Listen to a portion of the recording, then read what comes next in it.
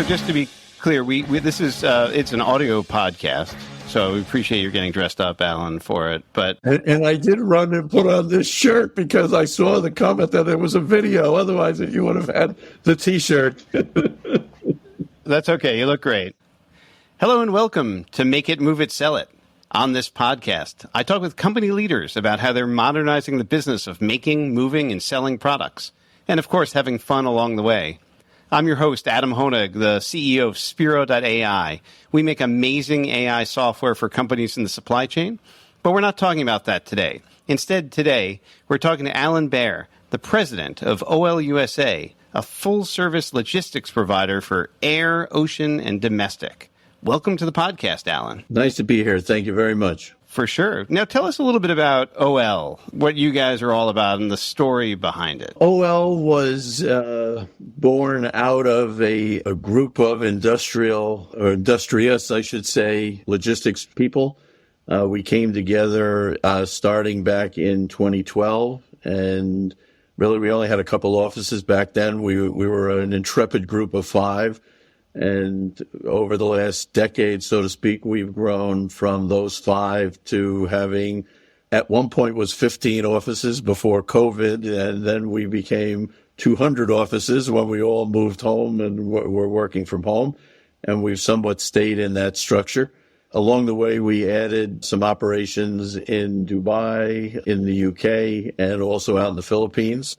Today, we are a fairly balanced company. We do about half our business is outbound out of the United States, and the other half is inbound.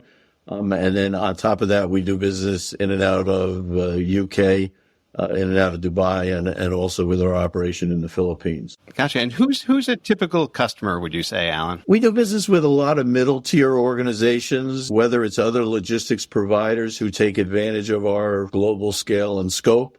So we have a lot of customers there. What we term our beneficial cargo owners come to us, and both, again, on the import and export side, because we provide, as I like to say, creative solutions that help their individual needs and their individual supply chain. And so we have exporters who've been along for the 10-year ride, so to speak, who were in Europe originally, and now they're in South America, Australia, Asia, and Europe, and we give them the capability to come to their contacts within OL, and we can price business all over the world and arrange transportation. The other thing we have is a lot of solid partners around the world. We have 150 to 180 agents we're dealing with all the time, and that's where we came up with sort of the tagline of local around the world. We're here in those 4 core centers, but we have local knowledge and expertise all over the world, thus local around the world. So it seems like it used to be like a much simpler world, right? You manufactured something, maybe it was in Asia, maybe it was in Mexico, and you shipped it to the U.S. or maybe one location. Today, it's all multimodal, right? Everything's going everywhere, all at the same time. Yes. To your point, if you go back 5 or 10 years, China as the factory of the world was a dominant position almost for the last 20 years.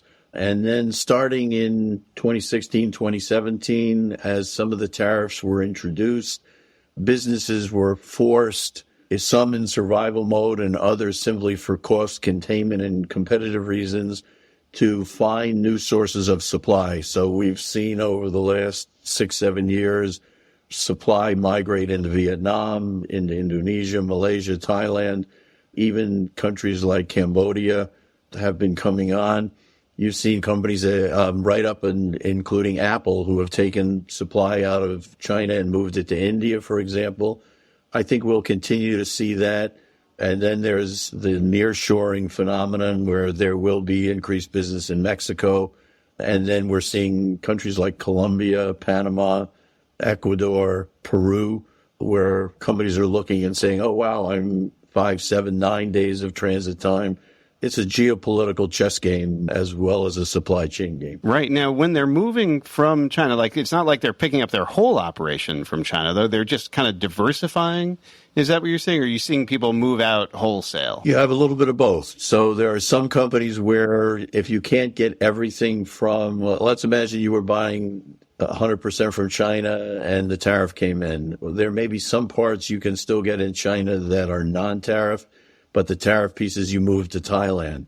There were other companies, though, who literally picked up their whole factory, loaded it on 100 trucks, immediately went south of the border into Vietnam, and within a couple of weeks, they were open in Ho Chi Minh.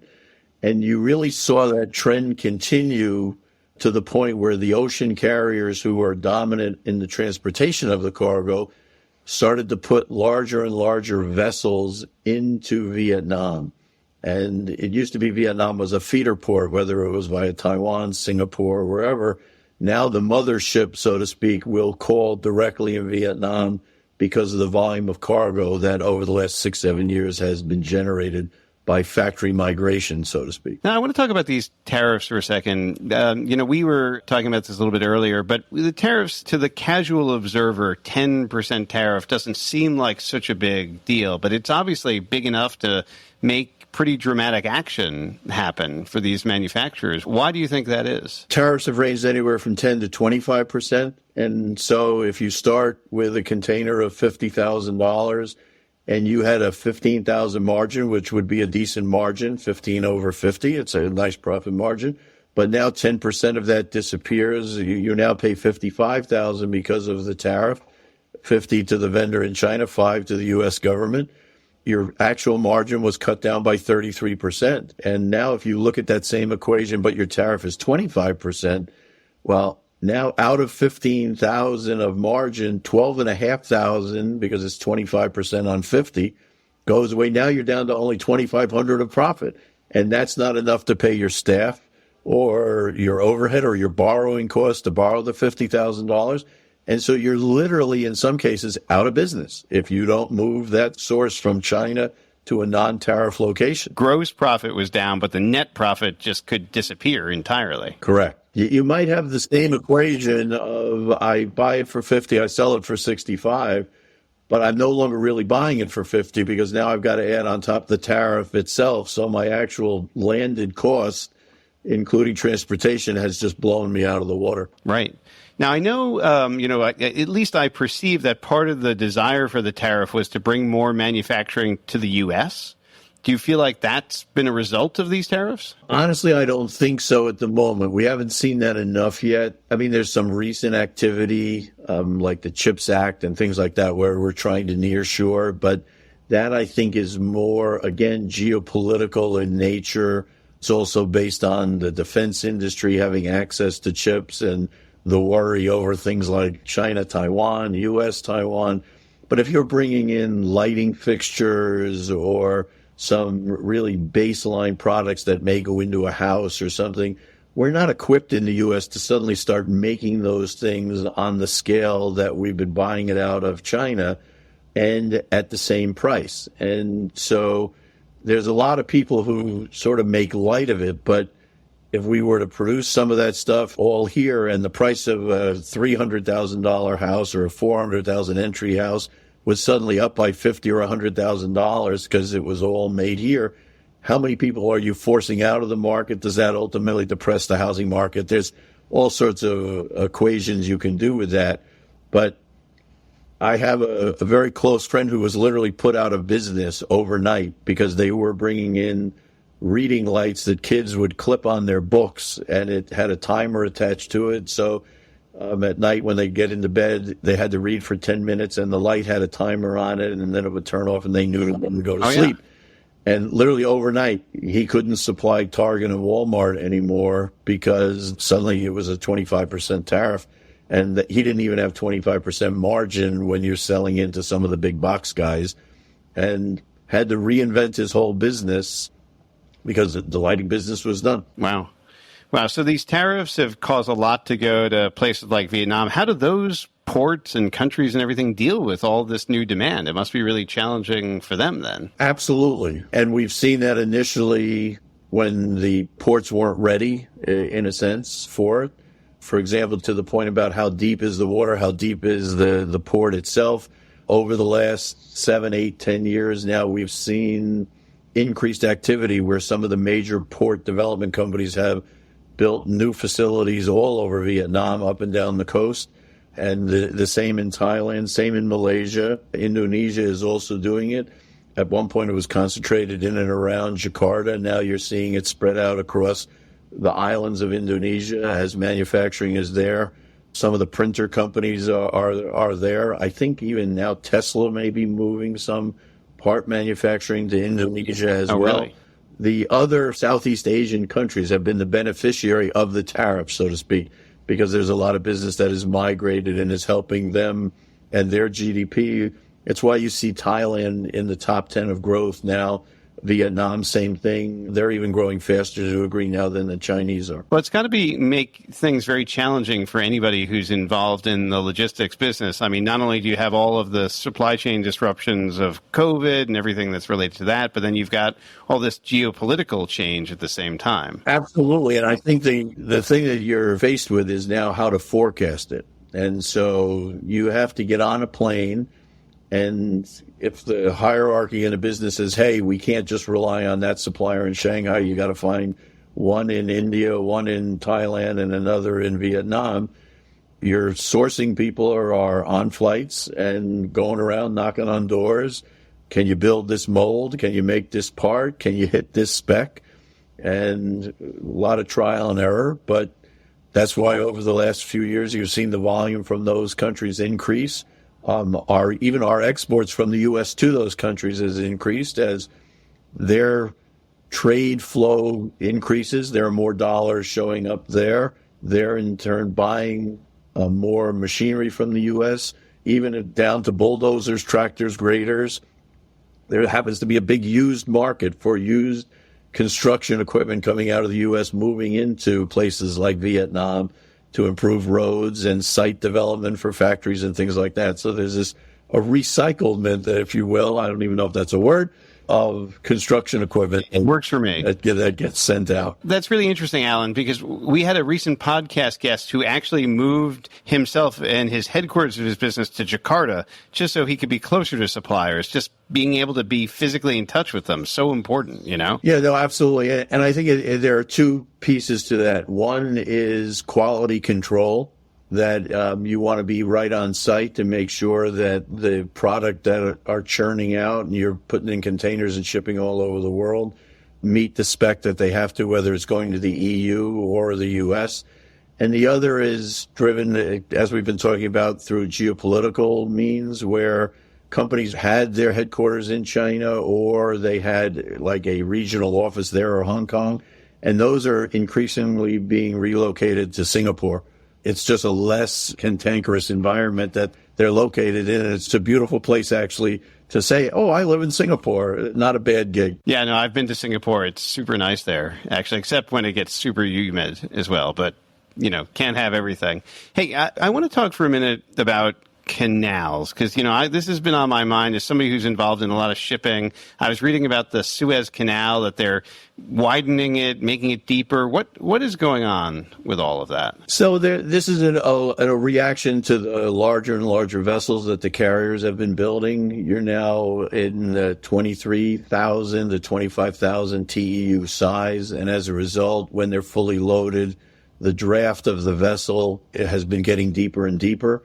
And therefore, the canal authorities are widening and for sure deepening them where they can to avoid some of the issues that we experienced with the Evergreen vessel when she ran aground. So is that what happened? It was too narrow or not deep enough for that vessel? Not so much in that case, because she got sideways in the canal, and instead of going sort of the long way, she was trying to float. I mean, that happens to me when I get in a canal. I go sideways right away. And so as a result, she ran aground and unfortunately at a speed that she buried the bow of the ship in the sand and silt that was on the bottom. And it took them a while to refloat her and pull her out. But we see the same thing on the Panama Canal now, where even though they've added an extra lock for bigger ships, the lake in between the two sides of the canal is too shallow. So they're restricting the tonnage of the vessels coming through the canal there. And so, again, they can't dig the lake any deeper. We just need more rain in Panama at the moment to deepen the water for the bigger ships to get through. What about the changing temperatures of the ocean? I've been reading a lot about that recently.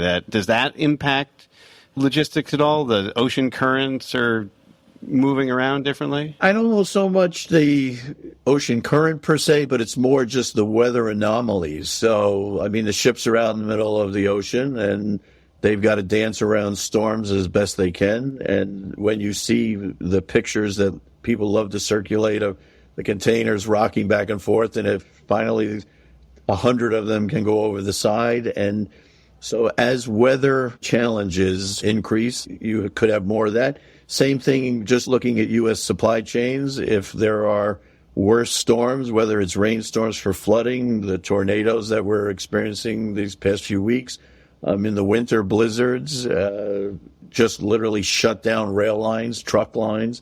The weather plays into supply chain nonstop. We've seen times where airports are shut down because it's too hot and the runways aren't capable of handling it. We've seen highways play into that as well. So, or we had that big collapse on I-95 in Philadelphia recently. Exactly. So is there like a weather person on staff at your company, or are you guys just monitoring like the services as you see them? We're big fans of Lonnie Quinn on CBS TV here in New York. Okay. Yes, I can understand why. Well, let's talk for a minute about OL. I mean, one of the things that I know about your business is that, you guys take a little bit more of a creative approach to the problem. Can you maybe just talk a little bit more about that? Yeah, I think one of the things we focus on when we talk about it each week with all of the teams, and because we're now sitting sort of in this 200 at your home table or desk, we do a lot of Zoom calls, and as a result, we try to reinforce that don't take a cookie cutter approach just because you had a solution for customer A. It doesn't mean it'll work for B and C. And you really have to noodle through with each one, make sure we're asking the right questions.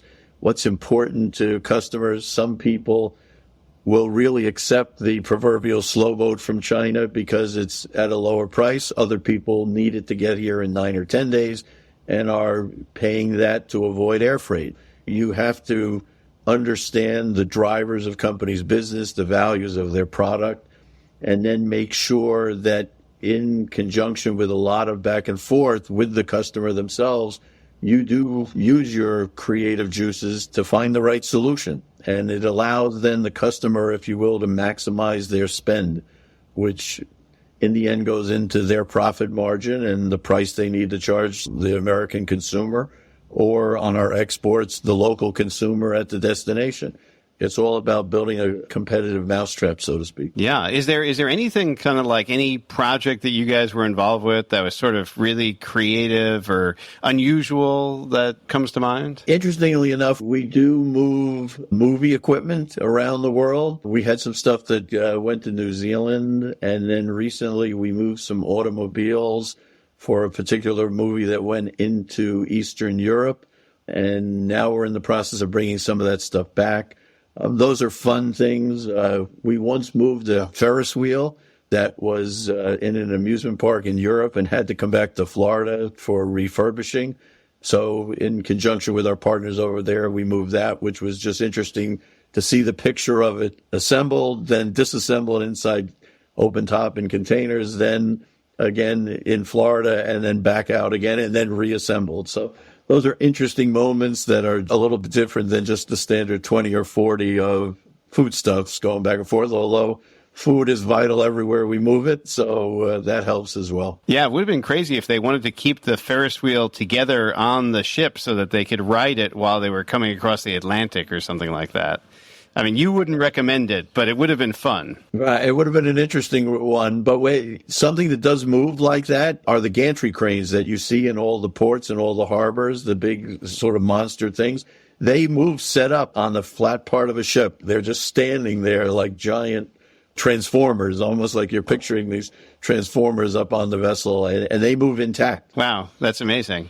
Now, Alan, I know from our previous conversations, you're very into the AI thing. What's your view on where that's going to have a big impact in your industry? I think ultimately there'll be a convergence of the ability to ask the computer for services, including schedules, pricing, over a long run, much like you go to a website to do travel bookings of any kind. Over time, that will hit our industry. We're already weaving into our visibility platform the language model so that instead of receiving a report or an Excel sheet, you'll hear, if you want the video version of it, or like you'll have it programmed to speak to you, if you will, or you'll have the text version and it'll just say, "Good morning, Adam. Here's the story of your cargo today. You've got 10 containers on the water. They're all in line with the projected dates, or this one is on a customs hold." And that will allow you, instead of scouring an Excel sheet, you'll just know your story. And you can get that daily, you can get it weekly, you can get it twice a day, whatever cadence you want to invent. And I think that will go deeper and deeper into it. And as other organizations embed AI into their programs, whether it's an app or just their day-to-day truck software or anything like that, even the CRM software, it'll all converge in the background. We're using it on the CRM side to create stories about why customers should use us and to do marketing through using an AI tool, merging government statistical data with an AI tool to drive canvassing for freight. I think all of those things are coming at an increasing velocity at the moment. Yeah, no, it's a really exciting time. I mean, I've recently been listening to the Spotify AI DJ, and it kind of reminds me a little bit about what you're talking about, that you can just get what you need when you need it. Somebody talking to you, maybe you're in your car, you don't have to be like reading a document or something like that. I think that's pretty exciting stuff. For sure. I mean, not to plug whether it's Alexa or Siri or anything like that, but I am imagining that over the next 12 to 18 months, you'll be able to say to an OL app, "Hey, OL, tell me about my cargo," and it'll know that it's you because in the background, the app will know that it's Adam logging in and asking that question, or do I have any containers that are late today? And it'll give you a feedback on that, or did that hot load sail out of Shanghai? And that interactiveness will just occur in the background as we move forward over the next 12 to 18 months. I really see that coming alive. Yeah, no, it's definitely, we're just on the cusp of some really interesting things. I totally agree. Well, listen, Alan, I really, really appreciate your coming on the program today. Thank you so much. It's been my pleasure. It's good always to see you. So as a reminder to our listeners, you can find every episode of the Make It, Move It, Sell It podcast at spiro.ai/podcast. And I don't know, Alan, do you think listeners should maybe give us a good rating or a like? Or Absolutely. Hopefully, in the words of Uber, I want a 5-star rating. Really appreciate that. Well, listen, everybody, thanks so much for tuning in, and we're looking forward to the next episode.